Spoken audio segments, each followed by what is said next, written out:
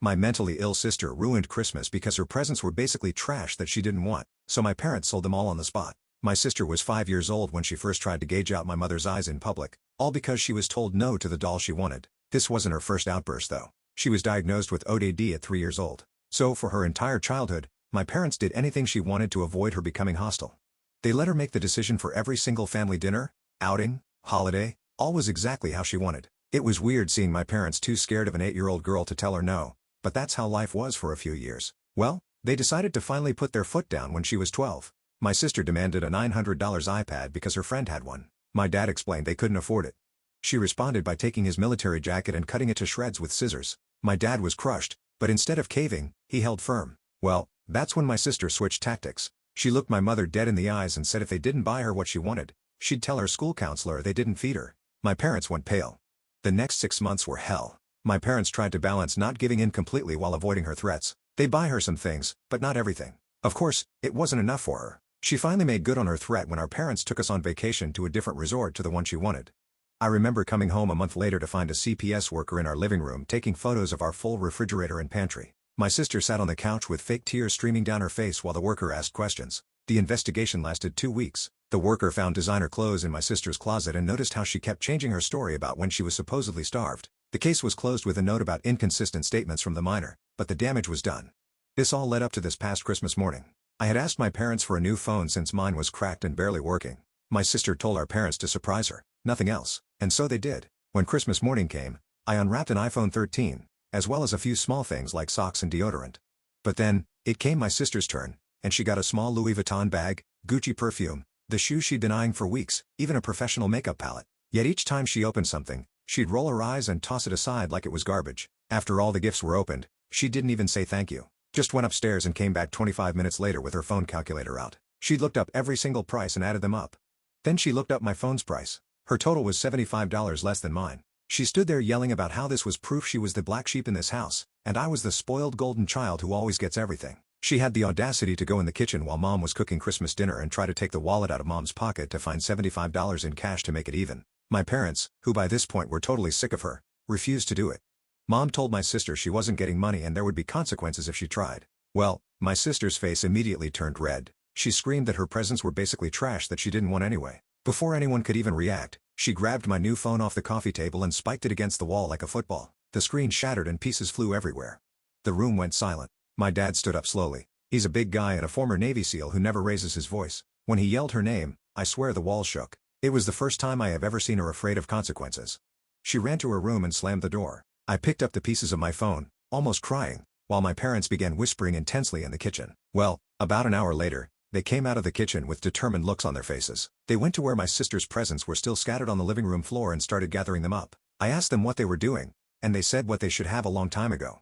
Before I even knew what was happening, they were listing all of the items on the Facebook Marketplace. Within 3 hours, everything was gone. The bag sold instantly. Someone drove an hour for the perfume. They'd made back every penny plus some extra from the designer items selling above retail.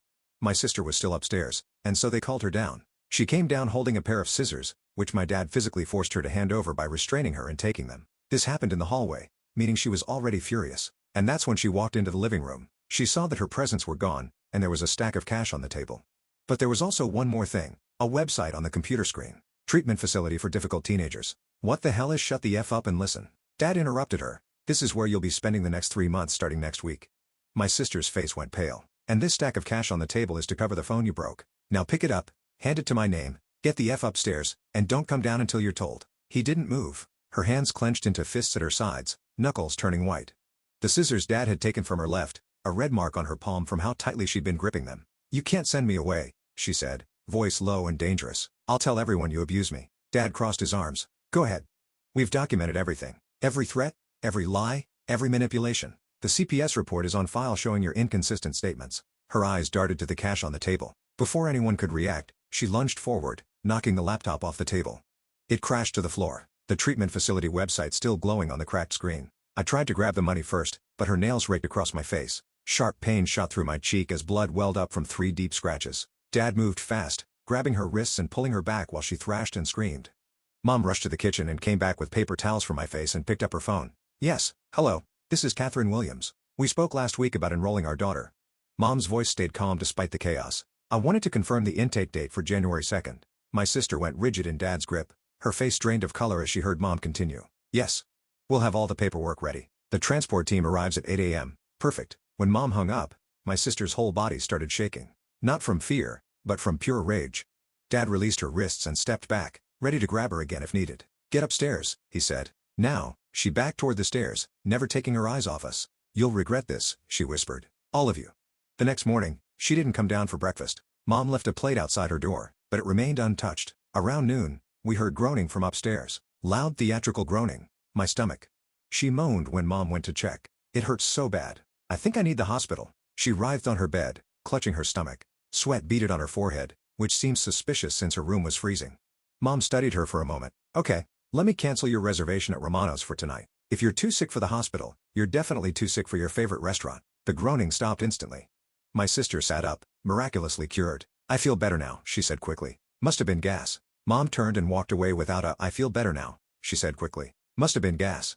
Mom turned and walked away without a word. That afternoon, our house phone rang non-stop. First Grandma, then Aunt Catherine, then our other grandparents. Each time, Mom or Dad would answer and have the same conversation. Yes. We know she called you. No, we're not starving her. Remember the CPS investigation? Right. The one where she lied. By the fifth call, I realized what she was doing. She'd spent hours calling every relative with sob stories, trying to turn them against our parents, but they'd already briefed everyone after the CPS incident. No one believed her anymore. Around dinner time, she tried a different approach. I caught her in Dad's office, frantically clicking on his computer. What are you doing? I asked. She spun around. Guilty. Get out. But I'd already seen the screen. Security camera footage from Christmas morning. She was trying to delete the video of her smashing my phone. Dad already backed that up, I said. To 3 different drives in the cloud. Her face twisted with frustration. She shoved past me and stomped back upstairs. Day 2 started with Mom's scream from the kitchen. My credit card is missing. We found the card number typed into a hotel booking site on my sister's laptop, which she'd left open. The reservation had been declined due to a fraud alert. Mom called the credit card company while Dad confronted my sister. I wasn't running away, she insisted. I just needed space to think. In a hotel 3 states away? Dad asked. She didn't have an answer for that. By afternoon, she'd moved on to recruiting allies. 3 of her friends showed up at our door led by a girl named Jamie, whose parents followed close behind. We're here for an intervention, Jamie announced. About the abuse. The parents looked uncomfortable. Jamie's mom pulled my mom aside. I'm so sorry about this. Jamie insisted we come, but we wanted to verify what's really happening. She said you're sending your daughter away. Mom explained everything. The ODD diagnosis, the years of manipulation, the broken phone, the treatment facility. The other parents nodded knowingly. We've noticed the behavior at school, one said. The lying, the threats to other students, we understand completely. The intervention dissolved quickly after that. My sister watched from the top of the stairs as her last allies abandoned her. That evening, I went to grab a snack from the kitchen and heard strange noises from the bathroom. The door was cracked open. Through the gap, I saw my sister hunched over the sink with her makeup spread across the counter. She was pressing purple eyeshadow against her arm, blending it with black to create realistic-looking bruises. I pulled out my phone and started recording. She photographed her handiwork from multiple angles, muttering about how these would prove the abuse. When she finally noticed me filming, her face went white. Delete that, she demanded. No, I said, backing away. Mom and Dad need to see this. She chased me down the hall, but I made it to my parents' room first. They watched the video in silence, then added it to their growing documentation file. The third day, December 31st, she pulled out her biggest weapon. Mom found the note on the kitchen table after lunch. I can't take it anymore. By the time you read this, I'll be gone. You pushed me to this. Mom's hands shook as she read. Dad called 911 while searching the house. They checked her room, the bathrooms, the basement. I remembered the attic access in the garage and pointed it out. We stood below, calling her name. Silence. Then her phone chimed. A text notification, clear as day from above. Dad pulled down the attic ladder and climbed up. She was huddled in the corner behind Christmas decoration boxes, very much alive and scrolling through her phone. Get down, he said simply. Now. She climbed down slowly. Caught. I noticed something odd about the sewer slide note. It mentioned, after the facility takes me away, but she'd written it before she was supposed to leave. You wrote about things that haven't happened yet? I pointed out. She snatched the note and tore it up, scattering pieces across the garage floor. January 2nd arrived like any other morning, except for the white van parked outside. Peaceful Paths Transport Services was written on the side. 2 people stood at our door, a woman with kind eyes and a man built like a former linebacker. My sister had barricaded her bedroom door with her dresser. We could hear her inside shouting, "If you come in, I'll hurt myself. I'll do it." I remembered all her previous threats. Check her Instagram, I suggested. She always posts when she's really upset. Mom pulled up her profile. Posted 45 minutes ago. A selfie with perfect makeup and the caption, "New Year, New Me." Dad looked at the transport team. She's bluffing. The male transport worker nodded. We see this often. Mind if we handle it? They've done this before. While the woman kept her talking through the door, the man quietly removed the hinges. The door lifted away cleanly, revealing my sister pressed against her dresser. No, she screamed. Help! Someone help! They're kidnapping me. She ran to her window, throwing it open. Our neighbors, the Benjamins, were in their yard. Call the police, she yelled. They're taking me against my will. Mr. Benjamin looked up, saw the transport van, and simply went back inside. They'd lived next to us for 10 years, they knew. The transport team remained calm, packing her belongings while she raged. As they led her outside, she pulled out her final card. Look, she showed the woman her phone. These are bruises from where they hit me. The woman studied the photos professionally. Those are makeup, she said gently. We can tell the difference. We've seen this hundreds of times. My sister's face crumbled. For the first time in years, real tears fell. Not manipulation. Not performance. Genuine tears as reality crashed down. She was actually leaving. Her actions had consequences. The games were over. She looked back at the house as they helped her into the van. Mom and Dad stood firm in the doorway. I watched from the living room window as the van pulled away, feeling a strange mix of sadness and relief. That afternoon, my parents sold the last of her gifts online. The money covered my phone replacement with enough left over to start a therapy fund for when she returned. The house felt different, quieter, but somehow more alive. We ate dinner at the table instead of in separate rooms. We watched a movie together without anyone screaming about the selection. For the first time in over a decade, we felt like a family. The peace lasted exactly 4 hours. That's when the first email arrived. Mom's laptop dinged while we were still cleaning up dinner plates. She opened it casually, then her face went pale. Dad leaned over to read, and his jaw tightened. What is it? I asked. Mom turned the screen toward me. An email from my sister's account sent from her phone. The subject line read, "Evidence of abuse, please help." Below were the fake bruise photos she'd taken along with a lengthy message detailing supposed years of physical and emotional torment. The recipient list made my stomach drop. Every teacher at her school, the principal, 3 different CPS offices, and what looked like dozens of random child advocacy organizations. Dad immediately called the transport team. The woman who answered sounded unsurprised. She still has her phone? Dad's voice was strained. We thought she'd confiscate it. We don't take personal items during transport, she explained. But don't worry, we've already contacted the facility. They're aware of the emails, and will handle it appropriately when she arrives. Handle it appropriately. Those words offered little comfort as Mom's laptop continued dinging with responses. Most were automated replies, but a few concerned teachers wrote back asking for clarification. Mom spent the next 2 hours crafting careful responses, attaching the video I'd taken of my sister applying the makeup and referencing the previous CPS investigation. The next morning brought a new crisis. Dad discovered his business credit card was missing from his home office. A quick check of the account showed attempted charges at 5 different hotels, 3 car rental agencies, and bizarrely, a wedding dress boutique. All declined thanks to security protocols, but the pattern was clear. She was trying everything possible to escape. How did she even get the card? Mom wondered aloud. I remembered something. Yesterday morning, when you were confirming the transport arrival time, she asked to use the bathroom, the one connected to Dad's office. Dad rubbed his temples. She must have grabbed it then, probably planned to use it during transport. We spent the morning on hold with various companies explaining the situation and adding extra security measures. Each conversation felt like reliving the nightmare. Yes, our teenage daughter stole the card. No, we don't want to press charges. Yes, we're getting her help. Around lunch, our doorbell rang. A woman in a suit stood on our porch holding a tablet and looking concerned. Mr. and Mrs. Williams, I'm Sarah Chen from Child Protective Services. We received some concerning emails last night. My parents exchanged exhausted looks. Mom invited her in, and we went through the whole story again. The ODD diagnosis, the previous false report, the treatment facility, the makeup bruises. Miss Chen took notes, asked to see the video evidence, and examined the documentation my parents had been collecting for years.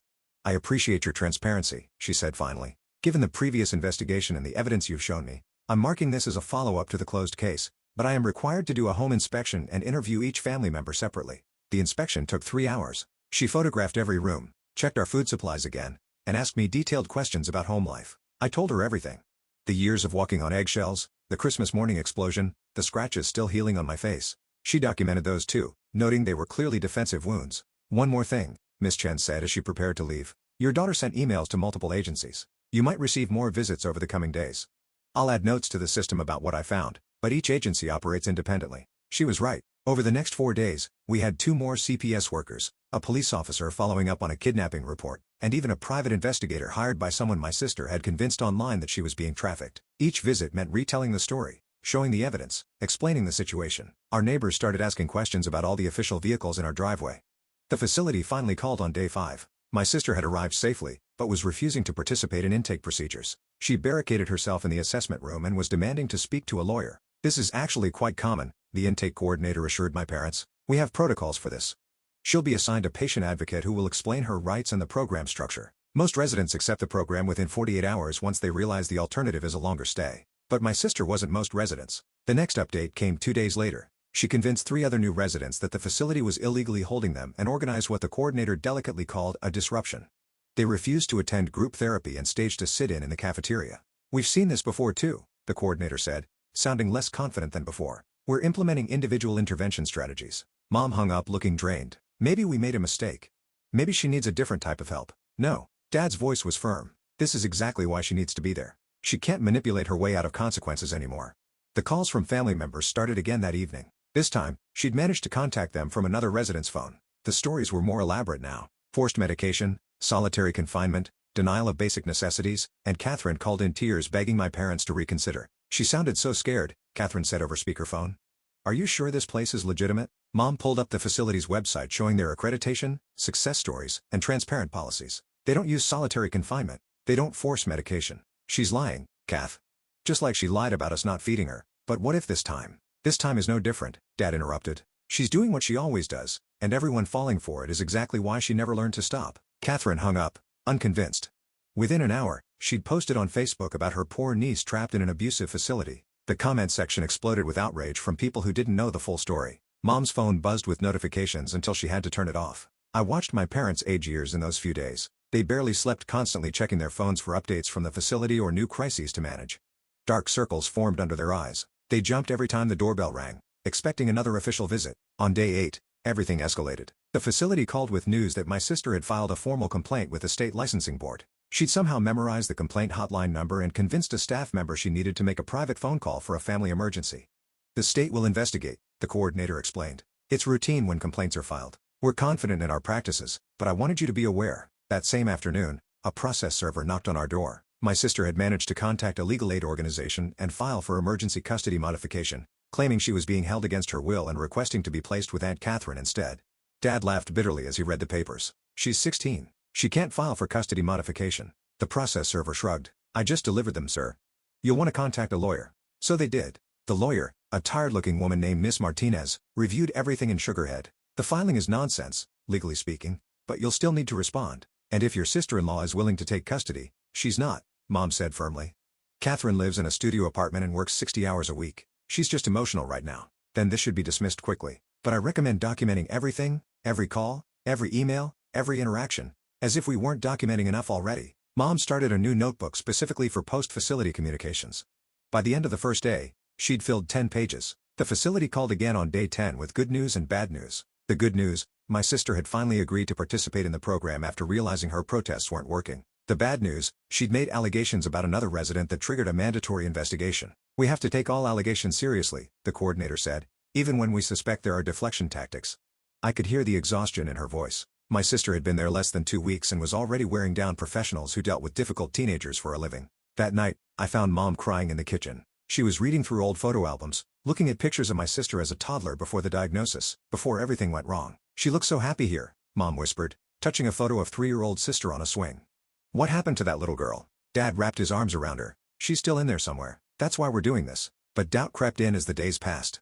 More emails arrived from concerned strangers my sister had contacted. A child rights blogger picked up the story, painting my parents as monsters who locked away their daughter for breaking a phone. The comment section filled with threats and promises to save my sister. Someone leaked our address. Cars started driving slowly past our house. Passengers taking photos. One woman actually knocked on the door and accused my parents of child abuse to their faces. Dad had to threaten to call the police before she left. "Maybe we should bring her home," Mom said one evening, exhausted after another confrontation with a stranger. "This is destroying our lives." "That's exactly what she wants," I said. "Don't you see? She's doing the same thing she always does, just from farther away. If you bring her home now, she wins, and it'll be worse than before because she'll know she can break you." My parents looked at me in surprise. I rarely spoke up about my sister's behavior, usually just trying to stay out of the crossfire. But watching them suffer while she orchestrated chaos from 100 miles away made something snap inside me. "She's been controlling this family since she was 5 years old," I continued. "Every vacation ruined, every holiday destroyed, every family event turned into her show. And now, even locked in a facility specifically designed to help her, she's still pulling the strings. When does it end?" Dad squeezed my shoulder. "You're right, we can't give in now." The facility must have implemented new strategies because the chaos suddenly stopped. No calls for 3 days, no new emails or social media posts. The silence felt ominous after 2 weeks of constant crisis. When the coordinator finally called, she sounded cautiously optimistic. "Your daughter has had a breakthrough," she said. "She's participating in individual therapy and showing genuine engagement. Her therapist believes she's beginning to understand the impact of her behaviors." Mom gripped the phone tighter. "Really?" "We're cautiously encouraged. She's written some letters as part of her therapy. Would you be open to receiving them? Reading them is entirely your choice." The letters arrived 2 days later. 3 envelopes, one addressed to each of us. I stared at mine for an hour before opening it. The handwriting was neat, controlled. The words felt rehearsed, hitting all the right therapeutic notes. She apologized for the scratches, acknowledged the pain she'd caused, took responsibility for her actions. It was everything you'd want to hear. It was also completely hollow. I'd lived with my sister for 16 years. I knew her real apologies, rare as they were, came with specific details and usually backhanded compliments. This letter could have been written by anyone to anyone. It was perfect, and that's how I knew it was fake. My parents wanted to believe. I could see the hope creeping into their eyes as they read their letters. Mom even smiled at one part. "Don't," I warned. "Remember the Sewers lied note? She's good at writing what people want to hear." The coordinator called the next day to check if we'd received the letters. Mom mentioned they seemed positive. "Wonderful," the coordinator said. Then almost as an afterthought, "Oh, I should mention, your daughter has requested to add some approved phone numbers to her call list. Standard procedure after showing progress. She's asked to add her Aunt Catherine and 3 school friends. Would you approve those additions?" Dad and I exchanged glances. Mom hesitated. "I'm not sure that's a good idea yet," Mom said slowly. "Of course, you know your situation best." She was quite insistent about the Anne in particular. Said she wanted to apologize for causing family drama. After Mom hung up, we sat in silence. The manipulation was subtle this time, almost elegant. Show progress, write apology letters, then immediately ask for access to the people most likely to help her escape. When denied, she could claim her parents were preventing her from making amends. "She's getting smarter," Dad said quietly. 2 days later, Aunt Catherine called again. This time, she was furious. "I just got off the phone with the facility," she snapped. "They said you refused to let her call me. She's trying to apologize and you won't let her." "Catherine," Mom said patiently, "think about this. How did you know to call the facility?" "What?" Someone called and told me she was trying to reach me, but you blocked it." "Who called you?" Silence. Then, "I don't know. They said they were a patient advocate." "The facility doesn't make those calls," Dad said. She found another phone. "She's playing you." Catherine hung up, but I could tell she didn't believe them. The divide in our extended family was growing wider. Those who'd experienced my sister's manipulation firsthand supported my parents. Those who only saw the sweet, troubled teenager believed she was being abused. The facility's first progress report arrived at the 30-day mark. It was thorough, clinical, and concerning. While my sister was following rules and participating in therapy, she showed limited genuine insight into her behavioral patterns and continued tendency toward manipulation and deflection. The recommendation was for the set down the report with shaking hands. 3 more months of this? But something shifted after that report. The crisis stopped coming in waves. Days passed without emergency calls or unexpected visits. My sister was apparently focusing on the program, or at least pretending to. I should have known she was planning something bigger. The call came on a Tuesday afternoon, 45 days into her stay. Not from the facility, but from the local news station. "Mrs. Williams, this is Rebecca Chen from Channel 7 News. We're investigating reports of teenagers being held against their will at Peaceful Paths Treatment Center. Your daughter reached out to us with some serious allegations. Would you like to comment?" Mom's face went white. "How did she contact you?" "She participated in a family therapy session via video call and held up signs to the camera when staff weren't looking. Very clever, actually. She's provided us with what appears to be extensive documentation of abusive practices. We're running the story tonight with or without your comment." Dad grabbed the phone. "That documentation is fabricated. Our daughter has a history of false allegations. We have proof. We'd be happy to review any evidence you have," Rebecca said smoothly. "Can you come to the station this afternoon?" They went. I stayed home watching the news with growing dread. The story aired at 6 o'clock. "Troubled teens or trapped teens?" The headline read. They showed a photo of my sister, one from before the facility, where she looked young and innocent.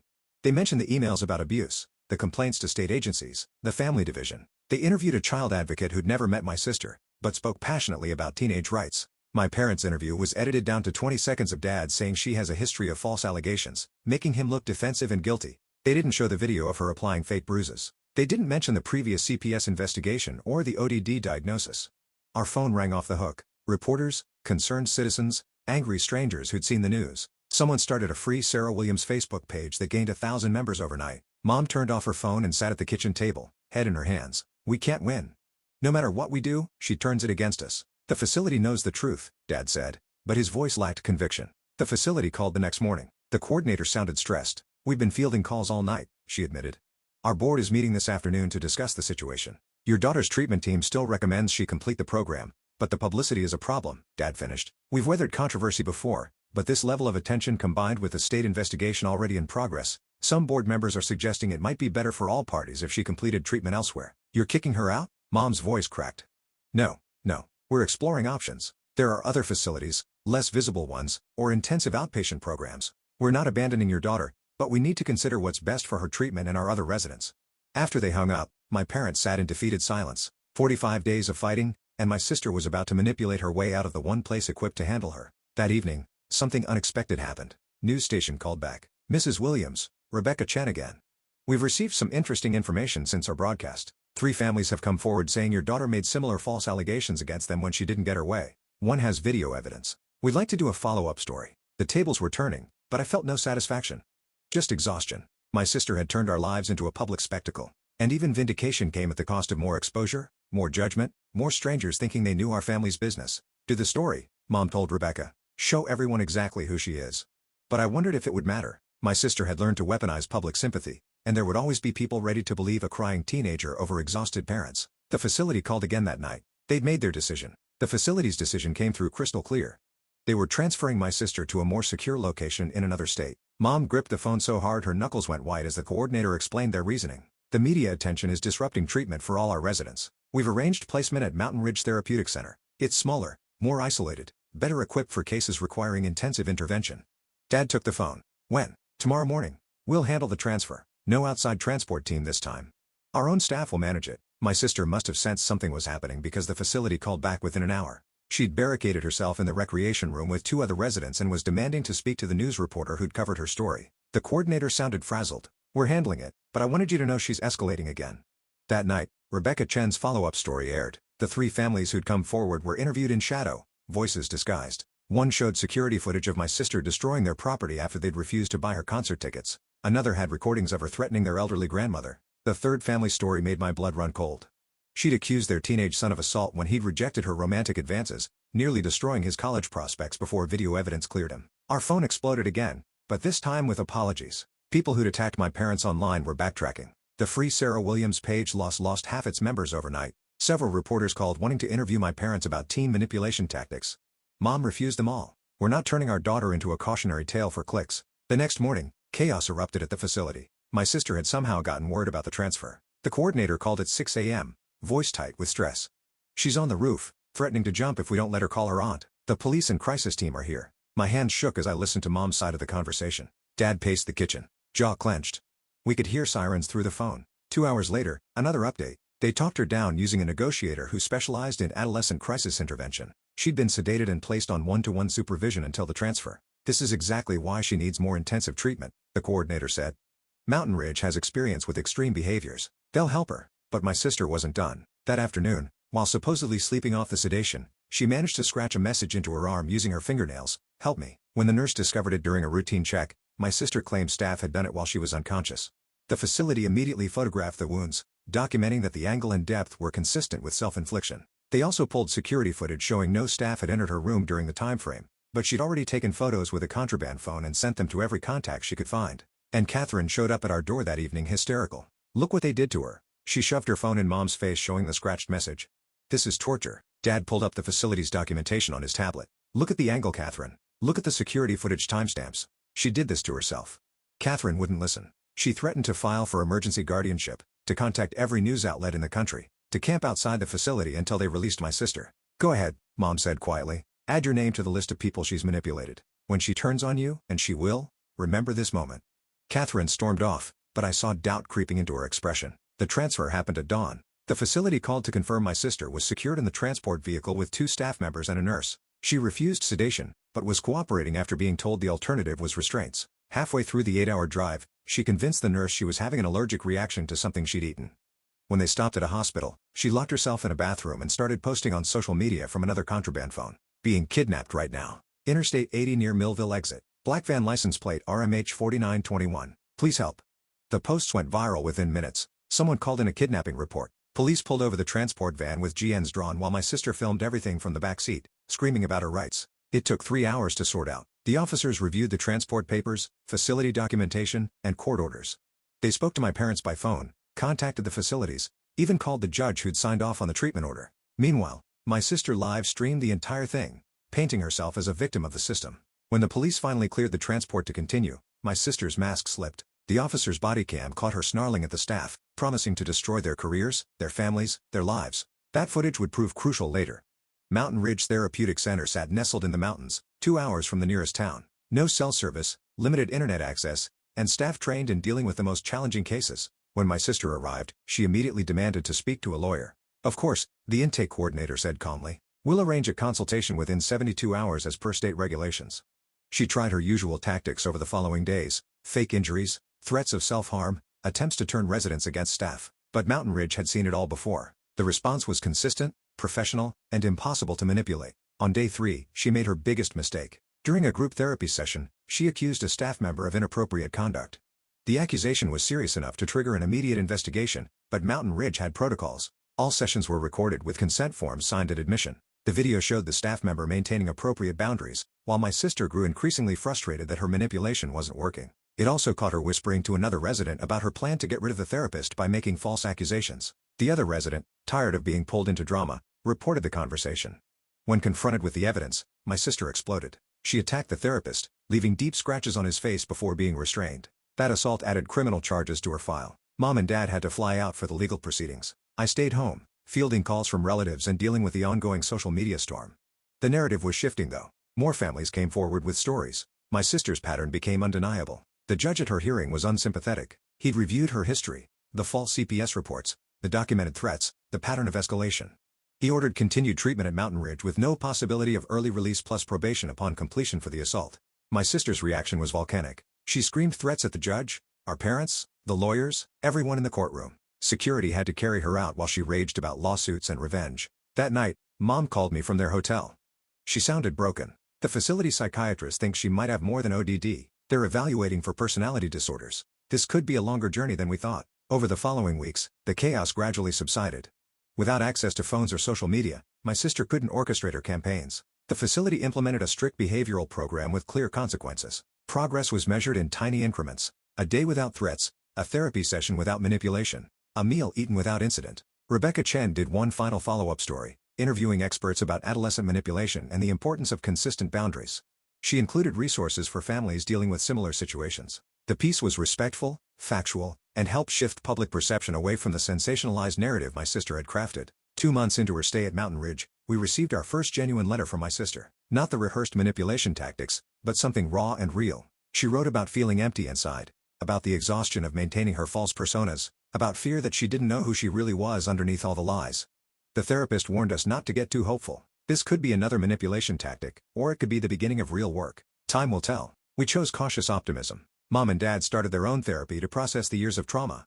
I joined a support group for siblings of kids with behavioral disorders. The house remained peaceful, but we all knew this was just the beginning of a very long road. The money from selling her Christmas gifts had covered my phone replacement with enough left over for the growing legal fees. As I held my new phone, I thought about how a simple gift disparity had triggered this avalanche. But really, it had been building for 13 years.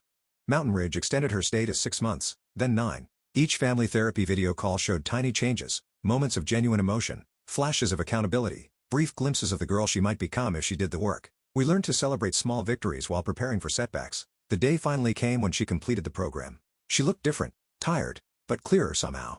The wild rage in her eyes had dimmed to something more manageable. She apologized to each of us individually with specifics and without excuses. She acknowledged the harm, the fear, the chaos she'd created. I don't expect forgiveness, she said quietly. I just want you to know I see it now. All of it. We brought her home to a structured environment, daily therapy, regular substance testing, limited privileges that could be earned through consistent behavior. She attended a therapeutic school with kids facing similar challenges. Some days were harder than others. The urge to manipulate still surfaced when stressed, but she was learning to recognize and redirect it. 6 months later, she successfully completed her probation. The assault charge was expunged from her juvenile record conditional on continued treatment. She started volunteering at an animal shelter, finding peace and caring for creatures who couldn't be manipulated or threatened. Our family dinners were quiet now, but genuine. We could disagree without explosions. Boundaries were maintained without threats. It wasn't perfect. Healing rarely is. But for the first time since she was 3 years old, we were actually functioning as a family. The journey ahead remained long and uncertain, but we were all walking it together one careful step at a time.